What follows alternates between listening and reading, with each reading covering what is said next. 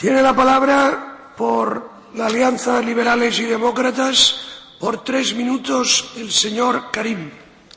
Thank you, Mr. President. Commissioner, on the 25th of January, Palestinians will take to the polls to elect their parliament for the first time since 1996.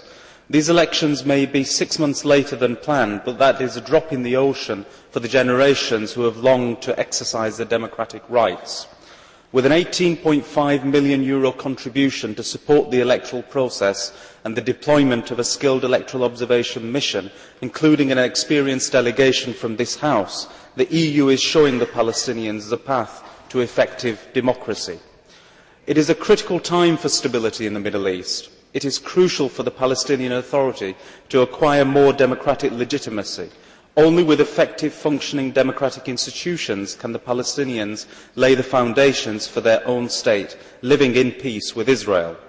Some think legitimacy impossible with a blacklisted terrorist organisation competing in the polls, but Hamas has rebranded itself as a change and reform movement and has maintained a state of calm in the run-up to these elections, in spite of Tuesday's killing on the West Bank. It has built popular support, perhaps as much as 40%, by providing numerous social services in an atmosphere of pessimism, anger and joblessness. And Mohammed Abbas's ruling Fatah faction would also be hard pushed to meet our level of legitimacy, with a legacy of cronyism and corruption. Only this week, the EU suspended €35 million in aid to the Palestinian Authority, and rightly so, because necessary benchmarks have not been met. Change and reform, positive words, but they need to be accompanied by concrete deeds. In recent months, Hamas had made gestures towards moderation, and its infamous Israel policy was not included in its election manifesto. But if Hamas wants to work with the EU, it must be ready to push the peace process forward.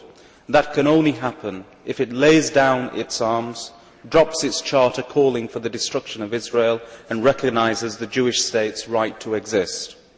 As Javier Solana has indicated, the taxpayers in the EU will not be in a position to sustain political activity conducted along violent lines.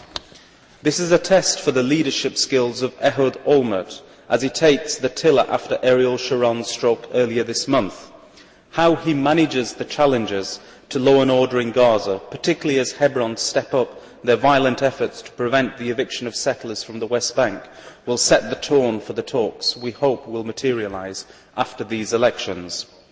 But the threat of unrest should not stand in the way of democracy, and we welcome Israel's decision to facilitate voting in East Jerusalem, where Palestinians have been virtually annexed, split from their families by a separation barrier condemned by the International Court of Justice. Moves by Israel now to comply with international law would be a tremendous confidence-building measure and an important step on the road to stability in the Middle East. With the threat of nuclear developments in Iran hanging over the region, steps must be taken now to demonstrate that respect for international law is alive and well in the Middle East. UN sanctions against Iran will only gain real legitimacy in the region if Israel is made to turn around its defiance of Security Council resolutions, a defiance unmatched by any other nation. Otherwise, arguments of double standards will only add fuel to the fire. Thank you, Mr. President. Gracias, señor.